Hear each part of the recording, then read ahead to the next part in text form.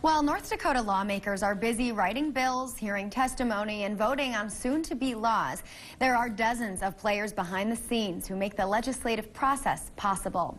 In tonight's Remarkable Women, Maddie Biertempel highlights just a handful of the women who keep the Capitol running. Marcia Lemke is queen of the supply room. We have an array of folders and filing. She gets lawmakers the highlighters, binders, pens, and pencils needed to write the laws of the land.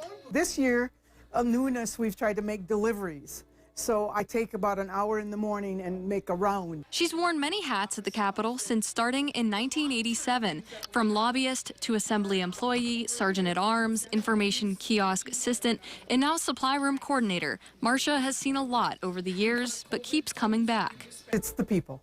It's so exciting to have been a part of North Dakota's history, the Capitol building itself, but in particular to the lifelong friends that both me and Klaus, my husband, who is a lobbyist, have made over the years, over the last 40 years. One of those people is Renee Doan, who's got close to 4 decades under her belt at the Capitol. I started in the legislature in 1977. I started over in the House. I was a page, and I've done almost every position except for committee clerk. So I guess I'm the longest, not the oldest, the longest running employee up here. She says she likes her current position as administrative assistant to the Senate Majority Leader best. She's been doing that since 1993. I just enjoy all the different personalities and the legislators on both sides that we work with. And just down the hall from Doan is where Shanda Morgan works as Secretary of the Senate. She remembers working in the phone room when they still had it back in the 90s. That was a long time ago. I was in college and helped out then, and I kind of helped out wherever they needed me, and that was running messages to the senators.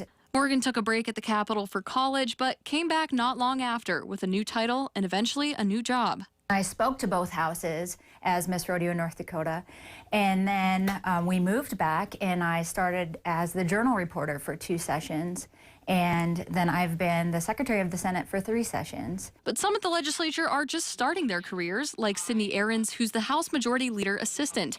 The recent NDSU grad started in January for her first session. And just got to meet a lot of people and have a lot of really cool opportunities that kind of led me to think this is something that would be a good next step. She's not sure what's next, but sees a future in politics. I think my next move might be working on a campaign or something like that for the 22 campaign cycle and see where I go from there.